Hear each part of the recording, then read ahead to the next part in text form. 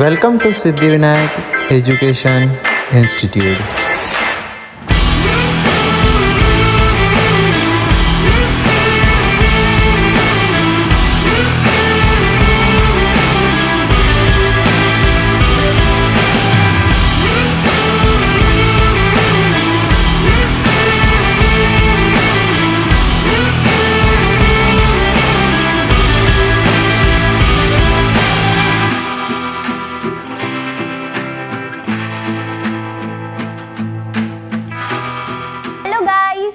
संस्कृति from Siddhivinayak education institute Gondia.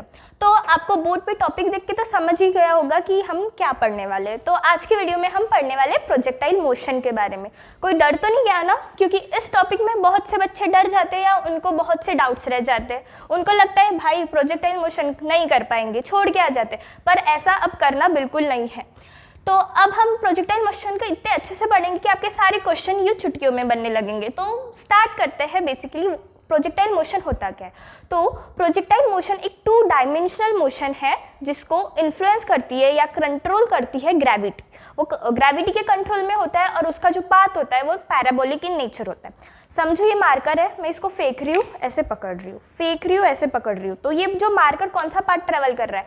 ये एक पैराबोलिक पाथ ट्रेवल कर रहा है। इधर से स्टार्ट हो रहा है, इधर जा रहा है। ऐसे वाले पाथ को हम बोलते हैं पैराबोलिक पाथ। और जब मैं इसको छोड़ रही हूँ तो आपने एक चीज़ गौर की होगी, जब मैं छोड़ रही हूँ तो अब मैं तो इसको कंट्रोल नहीं कर रही, तो इसको कंट्रोल कौन कर रहा है? इसको ग्रेविटी कंट्रोल कर रही है। ग्रेविटी इसको अपनी तरफ खींच रही है, यानी इसको ग्रेविटी कंट्रोल कर रही है। सो ऐसे मोशन को हम प्रोजेक्टाइल मोशन बोलते हैं। प्रोजेक्टाइल मोशन के रियल लाइफ में भी बहुत सारे एग्जाम्पल्स होते हैं। समझो गली क्रिकेट सबने खेला होगा, मज़ा भी आती है ना खेलने में। तो समझो आपका दोस्त एक शॉट लगा रहा है, उसने बहुत जोर का शॉट लगाया और आपको उसको करना है आउट। आप भाग रहे हो, आपने जोरों की छलांग लगाई उसको आउट करने में। तो जो वो बॉल ने जो पाथ ट्रैवल किया था वो कौन सा पाथ था? वो एक पैराबोलिक पाथ था। ऐसा आया था ना बॉल, फिर आपने आउट किया, तो ऐसे वाले पाथ को हम पैराबोलिक पाथ बोलते हैं। पर समझो ये मार्कर है, मैं इसको ऐसे फेंक रही हूँ और ऐसे पकड़ रही हूँ, ऊपर जा रहा है, नीचे आ रहा है। ये 2 डायमेंशनल मोशन नहीं होगा, क्योंकि इसमें एक्स और वाई कंपोनेंट तो है ही नहीं। और 2 डायमेंशनल मोशन के लिए नेसेसरी है कि एक्स और वाई कंपोनेंट होने चाहिए। तो अगर मैं इसको फेंकूंगी तो ये तो 1 डायमेंशनल मोशन हो जाएगा, जो कि हमको अभी पढ़ना नहीं है। फिर 2 पॉइंट्स आते हैं 2 डायमेंशनल मोशन या प्रोजेक्टाइल मोशन के बारे में। समझो एक ऑब्जेक्ट है, इसको मैं ऐसे फेंक रही हूँ, ये यहाँ पे आ रहा है, तो ऐसे मैं फेंक रही हूँ, तो इसकी एक तो हो जाएगी, एक हॉरिजॉन्टल कंपोनेंट एक होगा और एक होगा वर्टिकल कंपोनेंट। एक होगा हॉरिजॉन्टल कंपोनेंट, एक होगा वर्टिकल कंपोनेंट। तो ये जो हॉरिजॉन्टल कंपोनेंट है आगे बढ़ने में जो मदद कर रहा है ऑब्जेक्ट के, वो कभी भी चेंज नहीं होता। तो अब चेंज क्यों नहीं होता? क्योंकि उस पर ग्रेविटी अपना कंट्रोल नहीं दिखाती ना, ग्रेविटी उस पर अपना असर नहीं दिखाती। ग्रेविटी किस पे असर दिखाएगी? जो ऑब्जेक्ट ऊपर जा रहा है, जो कंपोनेंट ऊपर में जाने में मदद कर रहा है, उस पर ग्रेविटी अपना हेल्प दिखाएगी। तो इसमें जो ये Vy है वो हमेशा चेंज होगा, पर ये जो Vx है वो कभी भी चेंज नहीं होगा। हॉरिजॉन्टल कंपोनेंट कभी चेंज नहीं होगा, पर वर्टिकल कंपोनेंट हमेशा चेंज होते रहेगा। ये बातें हमको ध्यान में रखनी है यहाँ पे बेसिकली। फिर आते हैं इसके टाइप्स के बारे में। एक होता है ग्राउंड टू ग्राउंड प्रोजेक्टाइल, दूसरा होता है हॉरिजॉन्टल प्रोजेक्टाइल। तो पहले बात करते हैं ground to ground. Ground to ground यानी हम किसी ऑब्जेक्ट को किसी एंगल पे जब फेंकते हैं, किसी एंगल से हम किसी ऑब्जेक्ट को फेंक रहे, समझो थीटा एंगल से फेंक रही हूँ मैं, तो उसको हम बोलेंगे ग्राउंड टू ग्राउंड प्रोजेक्टाइल।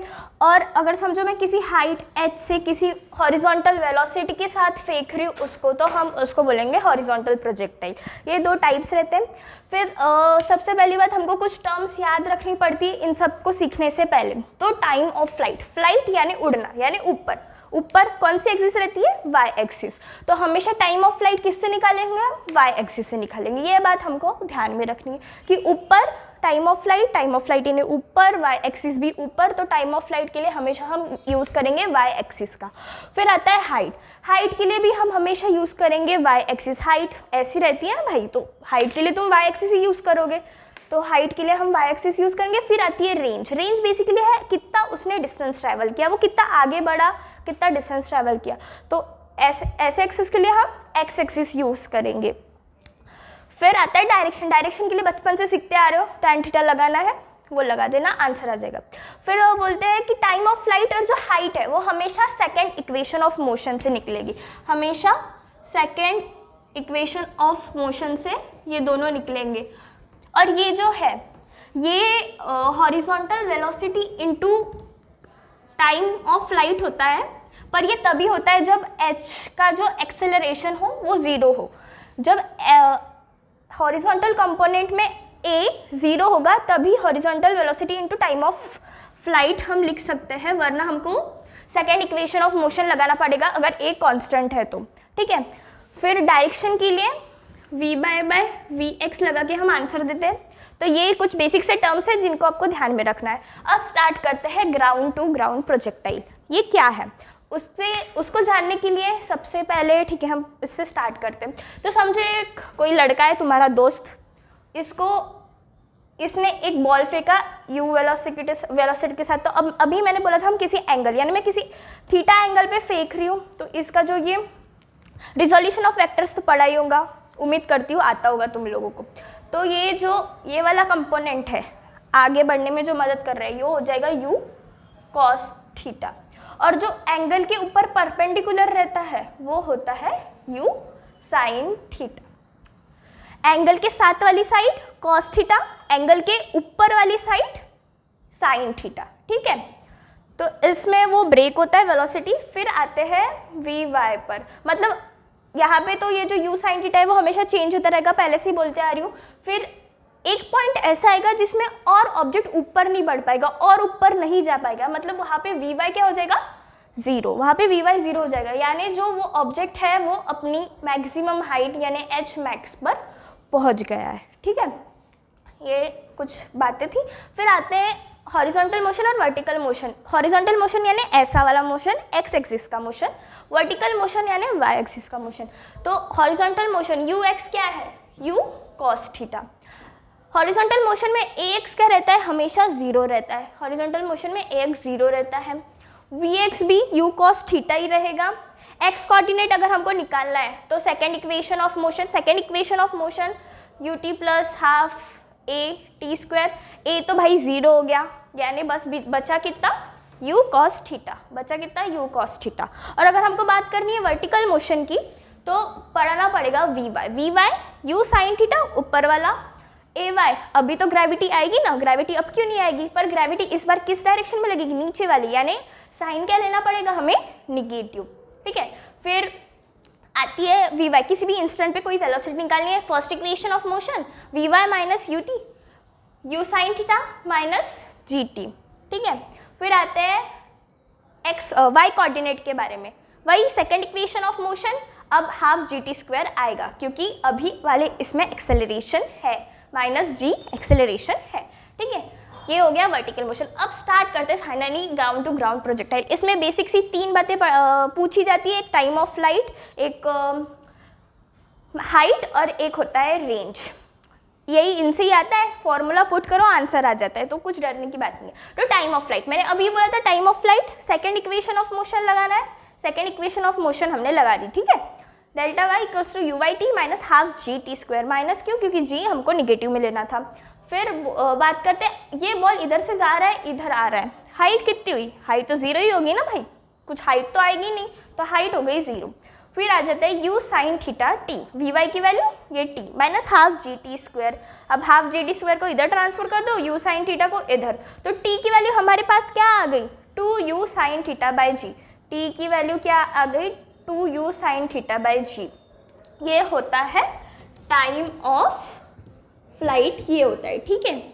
फिर टाइम ऑफ फ्लाइट यानी ये पूरा यहाँ से लेकर के यहाँ तक के लिए कितना टाइम लगा उसको बोलते हैं हम टाइम ऑफ फ्लाइट। पर हमको अगर मैक्सिमम हाइट पे निकालना है, यहाँ तक का ही टाइम निकालना है, तो हम क्या करेंगे, एच मैक्स के लिए टाइम निकालना है तो हमको लेना पड़ता है टाइम ऑफ एसेंट, और ये होता है time of descent. Time of ascent यानी ये वाला, टाइम ऑफ डिसेंट यानी ये वाला, दोनों तो इक्वल ही है।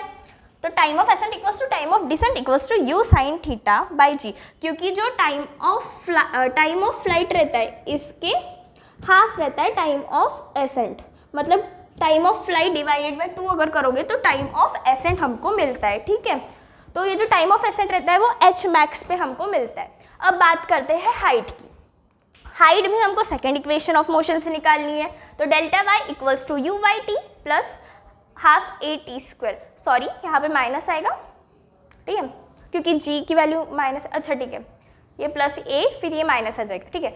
h equals to you sine theta, t की वैल्यू हमको टाइम ऑफ एसेंट निकालना है क्योंकि हमको h मैक्स पे वैल्यू चाहिए, तो हमको पुट करनी पड़ेगी टाइम ऑफ एसेंट की वैल्यू। टाइम ऑफ एसेंट की वैल्यू हमने अभी निकाली है, यू साइन थीटा बाई जी, हमने उसको पुट कर दिया यहाँ माइनस हाफ जी, और टी की वैल्यू फिर से तो उसका स्क्वायर कर दिया। ठीक है, अब देखो कुछ कॉमन नजर आ रहा है, you square sine square theta common नजर आ रहा है, you square sine square theta को हमने कॉमन निकाल दिया, यहाँ क्या बचा 1 और ये बचा हाफ। 1 माइनस हाफ कितना होता है, हाफ होता है ना, तो h का फॉर्मूला आ गया u square sine square theta by 2g। ये होता है h मैक्स का formula you square sine square theta by 2g।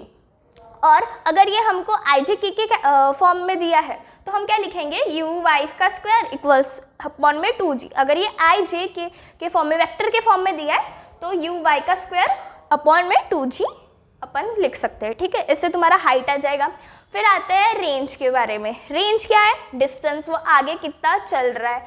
तो रेंज एक्स एक्सिस से निकालते हैं, अभी बोला था एक्स एक्सिस में you x T plus half A x T square. अब बताओ ए की वैल्यू कितनी थी एक्स डायरेक्शन में, 0, तो यहाँ पे सब हो जाएगी टर्म 0, तो बच्चा कितना u x t. R equals to u x t हो जाएगा, R equals to u cos theta t into 2u sine theta by g. ये कितनी टाइम ऑफ फ्लाइट की वैल्यू है, क्योंकि हमको निकालना है रेंज। ये पूरी कितनी होती है, ये होती है रेंज। रेंज के लिए पूरा टाइम लगेगा ना अपन को, यहाँ तक का टाइम निकालना पड़ेगा टाइम ऑफ फ्लाइट। तो हम टाइम ऑफ फ्लाइट की वैल्यू पुट करेंगे यहाँ पे। याद रखना यहाँ पे टाइम ऑफ एसेंट आता है पर रेंज में टाइम ऑफ फ्लाइट आता है। ठीक है, ये दोनों इसमें कंफ्यूज ना होना।